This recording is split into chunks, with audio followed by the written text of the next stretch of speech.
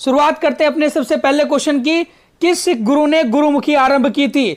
तो गुरुमुखी जो आरंभ की गई थी वो सिखों के दूसरे गुरु ने की थी और गुरु नानक जी के उत्तराधिकारी भी उन्हीं को कहा जाता है। तो इसका सही आंसर है option number D, Guru Angad के द्वारा शुरू की गई थी। अगला क्वेश्चन है, खालसा के संस्थापक गुरु थे।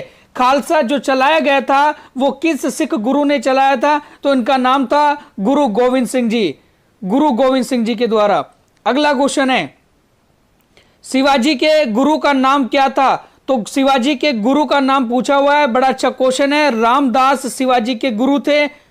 अगला क्वेश्चन है, औरंगजेब की मृत्यु के समय मराठा नेतृत्व किसके हाथों में था?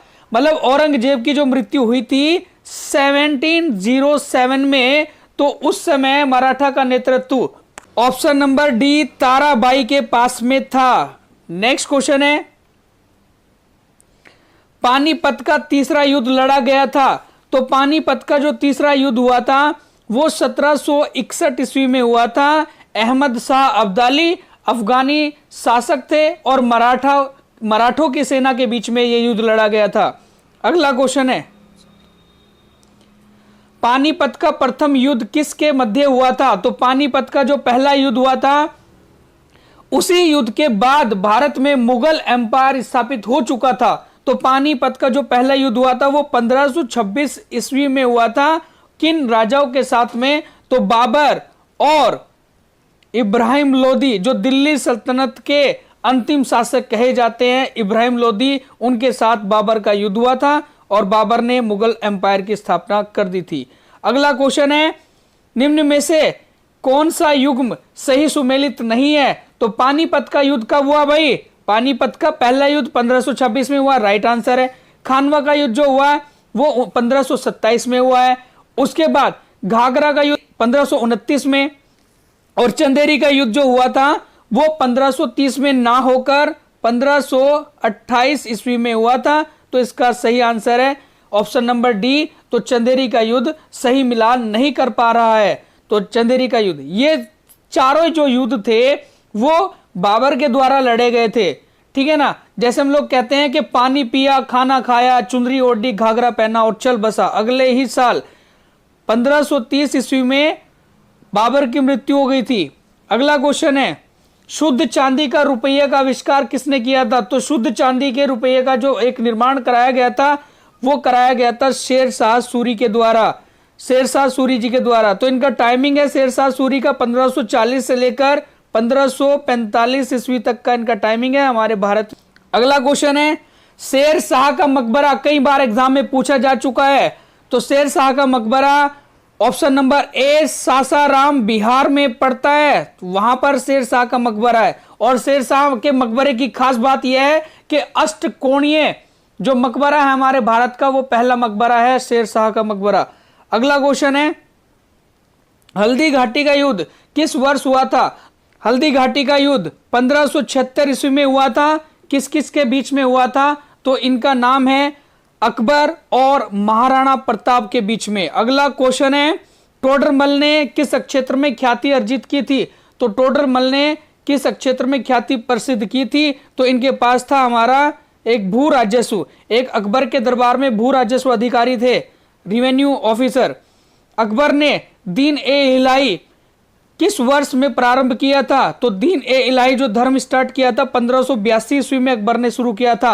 और दीन ए इलाही को अपनाने वाले भारत के जो पहले हिंदू और अंतिम हिंदू थे उनका नाम मुझे आप कमेंट बॉक्स में बता सकते हैं कौन थे। अगला क्वेश्चन है, अकबर का मकबरा कहां पर स्थित है? ऑप्शन नंबर डी इसका सही आंसर है, फतेहपुर सीकरी में अकबर का मकबरा है। बड़ा अच्छा क्वेश्चन है। जहांगीर महल स्थित है, तो जहांगीर महल कहां पर स्थित है? इसका सही आंसर मुझे बता सकते हैं आप लोग कि जहांगीर का महल किसने बनवाया था? तो जहांगीर का महल कहां पर स्थित है? अगला क्वेश्चन है, नेक्स्ट क्वेश्चन है, मुगल एम्पायर या मुगल सम्राट अकबर के समय का प्रसिद्ध चित्रकार कौन था? बड़ा अच्छा क्वेश्चन पूछा हुआ है जिसका सही आंसर है ऑप्शन नंबर बी। तो दशवंत एक मुगल एम्पायर के समय एक प्रसिद्ध चित्रकार रहे हैं। अगला क्वेश्चन है नेक्स्ट, जहांगीर के दरबार में पक्षियों का सबसे बड़ा चित्रकार कौन था? ध्यान रखेंगे कि चित्रकारी का जो स्वर्ण युग कहा जाता है वो जहांगीर के शासनकाल को कहा जाता है। और जहांगीर के समय में पक्षियों का चित्रकार कौन था? तो इसका सही आंसर है मंसूर। मंसूर एक चित्रकार था जो पक्षियों का था। नेक्स्ट क्वेश्चन है, मुमताज महल का असली नाम क्या था? तो मुमताज महल का असली नाम था अर्जुमंद बानो बेगम। नेक्स्ट क्वेश्चन है, सुप्रसिद्ध कोहिनूर हीरा, सुप्रसिद्ध कोहिनूर हीरा शाहजहां को किसने उपहार में दिया था? तो इसका सही आंसर क्या जाएगा? यह है हमारा मीर जुमला। मीर जुमला ने एक शाहजहां को कोहिनूर हीरा उपहार में दिया था। अगला क्वेश्चन है, नेक्स्ट क्वेश्चन हमारे एक बड़ा फेमस क्वेश्चन है, एक खुसरो किस मुगल बादशाह का पुत्र था? तो खुसरो किस मुगल बादशाह का पुत्र था? इसका सही आंसर है जहांगीर। इसका सही आंसर है जहांगीर का पुत्र था। नेक्स्ट क्वेश्चन है, अगला क्वेश्चन है, प्रसिद्ध तानसेन का मकबरा कहां पर है? प्रसिद्ध तानसेन का मकबरा ग्वालियर में स्थित है जी। अगला क्वेश्चन है, तानसेन का मूल नाम क्या था? बड़ा अच्छा क्वेश्चन पूछा हुआ है कि तानसेन का मूल नाम था हमारा रामतनु पांडे। रामतनु पांडे जो था वो तानसेन का मूल नाम था। अगला क्वेश्चन है, बाबरनामा का अंग्रेजी में अनुवाद किसने कराया था? तो बाबरनामा का अंग्रेजी में जो अनुवाद कराया गया था वो थे हमारे ऑप्शन नंबर ए, इसका सही आंसर है लेडेन एंड रसिकन।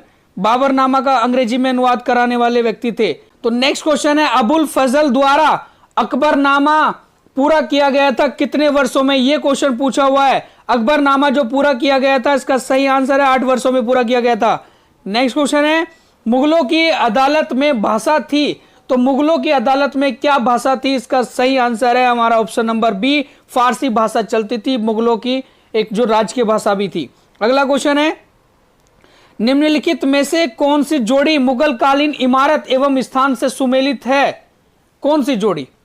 तो यदि मैं बात करूं, शेर शाह का मकबरा सासाराम में है, हुमायूं का मकबरा दिल्ली में है, बुलंद दरवाजा ये हमारा बुरहानपुर में नहीं है, जहांगीर महल फतेहपुर सीकरी में है, बीबी का मकबरा औरंगाबाद में है। तो इसमें ये क्वेश्चन पूछा हुआ है कौन सा सुमेलित नहीं है, ये थोड़ा मिसप्रिंट हो रखा है।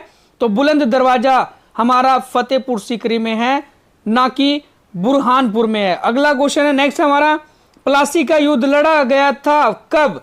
प्लासी का युद्ध जो हुआ था वो हमारे एक तो बंगाल के नवाब थे सिराजुद्दौला और बंगाल के गवर्नर थे रॉबर्ट क्लाइव, इन दोनों के बीच में लड़ा गया था प्लासी का युद्ध। और प्लासी का युद्ध जो हुआ था ऑप्शन नंबर 20 का सही आंसर है 1757 ईस्वी में प्लासी का युद्ध हुआ था। और प्लासी पश्चिम बंगाल और बिहार की सीमा पर स्थित है जी। अगला क्वेश्चन है, टीपू सुल्तान ने अपने राजधानी बनाई थी, तो टीपू सुल्तान की जो राजधानी थी वो क्या थी? टीपू सुल्तान की राजधानी थी श्रीरंगपट्टनम, मैसूर में श्रीरंगपट्टनम राजधानी थी टीपू सुल्तान की। अगला क्वेश्चन है, लॉर्ड कॉर्नवालिस की कब्रगाह कहां स्थित है? तो लॉर्ड कॉर्नवालिस की जो कब्रगाह है वो है हमारी गाजीपुर। गाजीपुर उत्तर प्रदेश में पड़ता है जी। तो यहां पर है हमारे लॉर्ड कॉर्नवालिस की एक कब्रगाह। अगला क्वेश्चन है, भारतीय लोक सेवा का प्रवर्तन किया गया था, मतलब भारतीय लोक सेवा का जो प्रवर्तक कहा जाता है वो किसे कहा जाता है, किसने स्टार्ट किया गया था? पब्लिक सर्विस का। तो इसका सही आंसर है option number B, Lord Cornwallis को पिता कहा जाता है एक लोक सेवा का। नेक्स्ट है हमारा अगला क्वेश्चन, विधवा पुनर्विवाह अधिनियम किसके शासनकाल में एक क्रियान्वित हुआ था या चालू हुआ था या स्टार्ट हुआ था? तो इसका सही आंसर है option number B, Lord Canning. Lord Canning के टाइम पर यह चला था। अगला क्वेश्चन है, महारानी विक्टोरिया, महारानी विक्टोरिया भारत की सामग्री नियुक्त की गई थी, तो कब की गई थी? इसका सही आंसर है ऑप्शन नंबर सी। क्यों? क्योंकि 1876 में एक्ट आया था एक रॉयल एक्ट के नाम से, तो रॉयल एक्ट के दौरान ही महारानी विक्टोरिया को एक भारत की एक सामग्री नियुक्त कर दिया गया था। निम्न में से एक भारत का प्रथम वायसराय था, तो भारत का प्रथम वायसराय कौन था इसमें से? तो इसका सही आंसर है लॉर्ड कैनिंग भारत का प्रथम वायसराय था और 1858 में पहला वायसराय बने थे हमारे भारत में लॉर्ड कैनिंग। अगला क्वेश्चन है, स्थायी बंदोबस्त किसके शासनकाल में प्रारंभ हुआ था? तो स्थायी बंदोबस्त एक भूमि से संबंधित कर टैक्स था और इसी को जो चलाया गया था, एक सबसे पहले हमारा चलाया गया तमिलनाडु में। स्थायी बंदोबस्त लॉर्ड कॉर्नवालिस से संबंधित है। नेक्स्ट क्वेश्चन है, निम्न में से किसने निकास के सिद्धांत का प्रतिपादन किया था? तो निकासी का सिद्धांत मतलब एक पुस्तक लिखी गई थी जिसका नाम था poverty and British rule in India. इस पुस्तक में किस व्यक्ति ने निकासी का सिद्धांत दिया था कि ब्रिटिश वाले जो लोग थे उन्होंने भारत से कैसे संपत्ति लूटी है और भारत से वो सारा सामान लेकर अपने देश में चले गए हैं। तो निकासी का सिद्धांत दिया गया था भारत के प्रसिद्ध व्यक्ति एक द ग्रेट ओल्ड मैन दादा भाई नौरोजी के द्वारा। ये थे आज के हमारे कुछ इंपोर्टेंट पर्सन जो मुगल काल से और अन्य एक संबंधित मुगल काल के जो संबंधित समय था उससे संबंधित क्वेश्चन थे। और वीडियो अच्छी लगी है तो प्लीज वीडियो को लाइक करें, सब्सक्राइब करें और शेयर भी करें। Thank you.